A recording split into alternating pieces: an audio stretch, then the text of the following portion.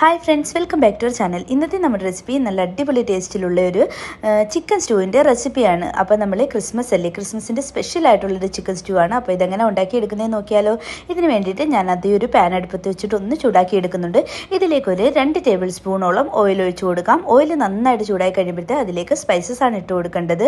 Spices ആയിട്ട് എടുത്തിട്ടുള്ളത് ഒരു 5-6 കുരുമുളക്, ഒരു 2-3 പീസ് പട്ട, പിന്നെ ഒരു 3 പീസ് ഏലക്ക, ഒരു 2-3 പീസ് ഗ്രാമ്പു. ഇതൊന്ന് ഇട്ട് കൊടുത്തതിന് ശേഷം ഇതിലേക്ക് ഒരു സവാള ഇതുപോലെ ഒന്ന് കട്ട് ചെയ്തതും, അതുപോലെ തന്നെ 1 ടേബിൾ സ്പൂൺ ജിഞ്ചർ ഗാർലിക്കും, പിന്നെ നമ്മുടെ ഗ്രീൻ ചില്ലി ഇല്ലേ അതും കൂടി അരച്ചെടുത്തതാണ്. അതിലേക്ക് കുറച്ച് കറിവേപ്പിലയുണ്ട്. ഇതൊന്ന് വഴണ്ട് വരുന്ന സമയത്ത് ഇതിലേക്ക് നമുക്ക് ഫ്രോസൺ ഗ്രീൻ പീസാണ് എടുത്തിട്ടുള്ളത്. പിന്നെ ഒരു ക്യാരറ്റും, പിന്നെ നമ്മുടെ ഉരുളക്കിഴങ്ങില്ലേ അതും ഇതുപോലെ ഒന്ന് ചെറുതായിട്ട് കട്ട് ചെയ്തെടുത്തതാണ്.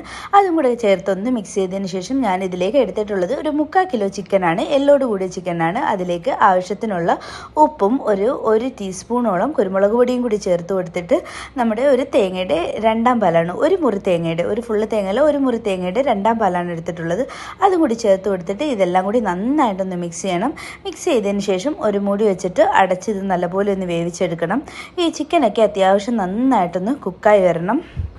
അപ്പോൾ നമ്മുടെ ഈ ചിക്കനിൽ നിന്നും വെള്ളം ഇറങ്ങിയിട്ടുണ്ട്, അതുപോലെ 1-ാം പാലിൽ നിന്നും വെള്ളം ഇറങ്ങിയിട്ടുണ്ട്. ഇതിൽ നിന്നും നന്നായിട്ടൊന്ന് കുക്കായി വരണം. ഈ സമയത്ത് നമുക്ക് വേറൊരു പാൻ അടുപ്പത്ത് വെച്ച് ചൂടാകുമ്പോൾ അതിലേക്ക് 1 ടേബിൾ സ്പൂണോളം നെയ്യ് ഒഴിച്ച് കൊടുക്കാം. പിന്നെ ചെറുതായിട്ട് കട്ട് ചെയ്തിട്ടുള്ള ചെറിയ ഉള്ളിയില്ലേ അതൊന്ന് ഇട്ടൊന്ന് വഴറ്റിയെടുക്കണം ഈ നെയ്യിലേക്ക്. പിന്നെ അതിലേക്ക് കുറച്ച് കാഷ്യൂസ് ഇട്ട് കൊടുക്കാം. അതും കൂടി ഒന്ന് വഴറ്റി ഒന്ന് റോസ്റ്റ് ചെയ്തെടുക്കണം. പിന്നെ നമുക്ക് കുറച്ച് കറിവേപ്പിലയും കൂടി എടുത്തിട്ടുണ്ട്, അതും കൂടി ഇട്ടിട്ട് ഒന്ന് റോസ്റ്റ് ചെയ്ത് നമുക്ക് മാറ്റി വെക്കാം. എന്നിട്ട് നമ്മുടെ ചിക്കൻ ഒന്നും കൂടി തുറന്ന് നോക്കുമ്പോഴത്തേക്ക് അത്യാവശ്യം വെള്ളമൊക്കെ ഒന്ന് വറ്റി വന്നിട്ടുണ്ടാവും. ഇതിലേക്ക് കട്ടിയുള്ള 1-ാം പാല് ചേർത്ത് കൊടുക്കുക. അതൊരു 1/4 കപ്പോളം ഉണ്ട്. എന്നിട്ട് നമുക്കിതിലേക്ക് ഒരു 1/4 ടീസ്പൂൺ ഗരം മസാലയും പിന്നെ ഫ്രൈ ചെയ്ത് വെച്ചിട്ടുള്ള അണ്ടിപ്പരിപ്പും കൂടി ഒന്ന് ഇട്ട് കൊടുക്കാം. എന്നിട്ട് എല്ലാം കൂടി മിക്സ് ചെയ്ത് കൊടുക്കുക. അപ്പോൾ നല്ല അടിപൊളി ടേസ്റ്റുള്ള ചിക്കൻ സ്റ്റൂ റെഡി ആയിട്ടുണ്ട്.